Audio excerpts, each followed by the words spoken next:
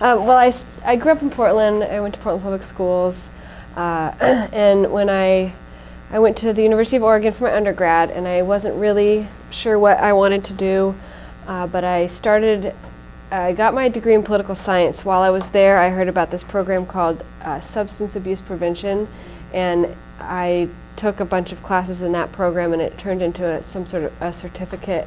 It wasn't a minor or anything, but a lot of the classes were family violence, juvenile justice, things in the social work realm, and I really enjoyed working with the kids. And I had an internship at the Juvenile Justice Center, and from there, it was an intake counselor, and so my goal was to keep the kids from being charged with a crime if it was something that they did that wouldn't land them being charged. So kids don't want to have a record, so I tried to put them into places and programs where they could not be charged. And so I really enjoyed working with those kids and decided to look for a job in social work. And so I moved back to Portland and got a job at a school through Multnomah ESD called Helensview High School, and it's a alternative school for kids that get expelled from schools, or they had a teen parent program, and they also had an 18 to 21-year-old program for kids that hadn't gotten their high school diplomas yet. And I was a mentor and an advocate there, and I worked with kids, but what I really enjoyed was when a teacher had to follow up with something that happened in class, and so I went in and was in the class with the students, and it was a self-paced program, so I just would sit down with kids and help them with their work, and I really enjoyed that. And so I heard about a job with Portland Public Schools called DART, the Day in Residential Treatment School, and I got a job with them and worked for 5 years with them working as a paraeducator, and was offered an opportunity at my school. It was a high school for kids that lived in group homes through Janus Youth Programs here in town, and they also have foster kids through a couple foster agencies. And there were 2 teachers at the school at the time.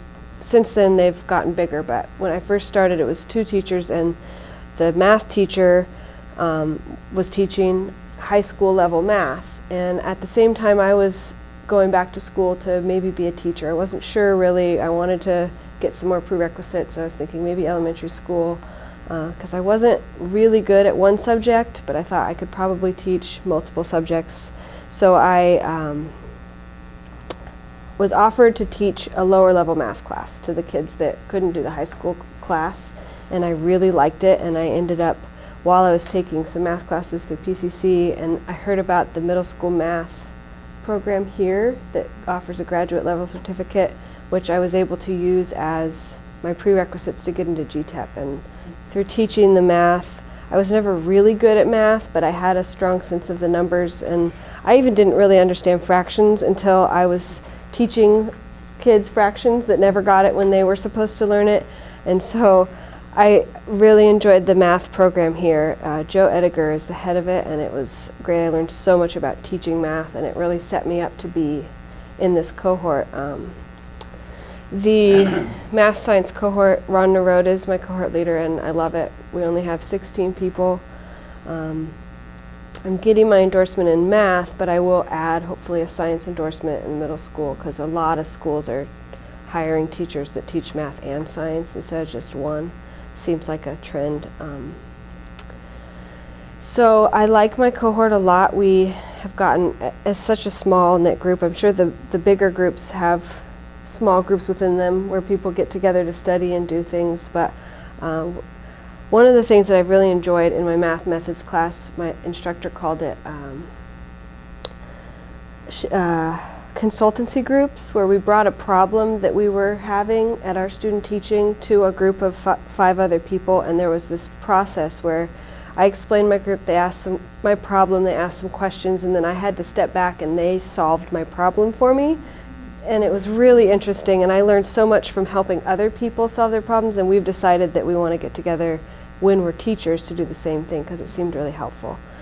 Anyway, I'm at Vestal, and we have actually kind of have a partnership with PSU. I'm glad you mentioned it. Yeah. That's one of the models for what we want to do. Yeah, we have 9 student teachers at Vestal.